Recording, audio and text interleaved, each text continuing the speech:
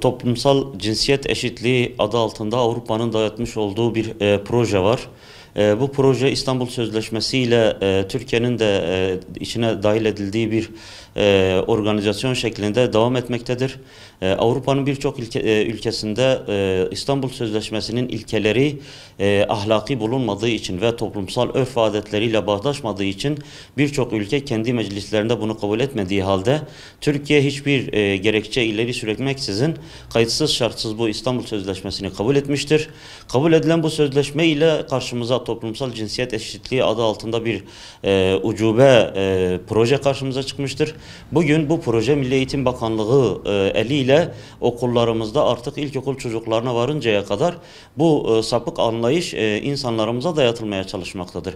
Peki cinsiyet eşitliği adı altında yapılmak istenen şey nedir? Aslında Avrupa'da aile diye bir kavram kalmamıştır. Avrupa'da aile kuracak insanların varlığı da artık ortadan kalkmıştır.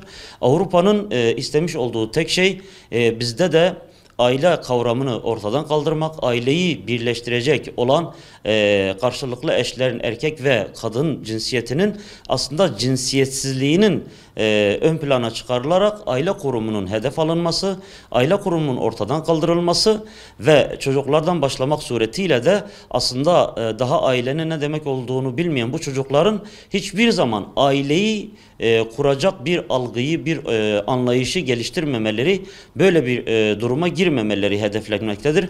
Dolayısıyla toplumsal cinsiyet eşitliği aslında toplumsal sapıklığın bir dayatmasıdır. Toplumsal bir sapıklığın ortaya çıkması için ortaya sürülen bir projedir.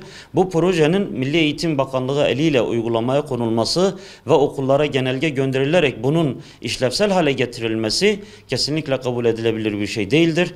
Bütün inisiyatif sahibi insanların bu toplumsal cinsiyet eşitliği adı altında bize uygulanmak istenen toplumsal sapıklığa karşı durmalarını ve duruş sergilemelerini bekliyoruz. Çocuklarımızın bu tür projelerle tamamen Avrupa'nın istemiş olduğu tek tipçi bir anlayış, dinden arındırılmış bir anlayış, seküler bir anlayışla yetiştirilmesinin önüne geçilmesi gerekiyor.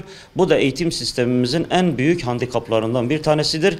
Bizler kendimize özgü, yerli ve milli bir eğitimden yanayız. Yerli ve milli eğitimin içerisinde ise cinsi sapıklıkları yoktur. Aile kurumu vardır. Aile kurumunu kuracak olan yeni nesil çocukların da yine bilinçli bir şekilde yetiştirilmeleri, inançlarımız, değerlerimiz, örf adetlerimiz doğrultusunda yeniden bizim çocuklarımızı yetiştirmemiz gerekiyor. Bizim toplumsal cinsiyet eşitliğine ihtiyacımız yoktur. Bizim özümüze, fıtratımıza ihtiyacımız vardır. Toplumsal örf adetlerimize ihtiyacımız vardır.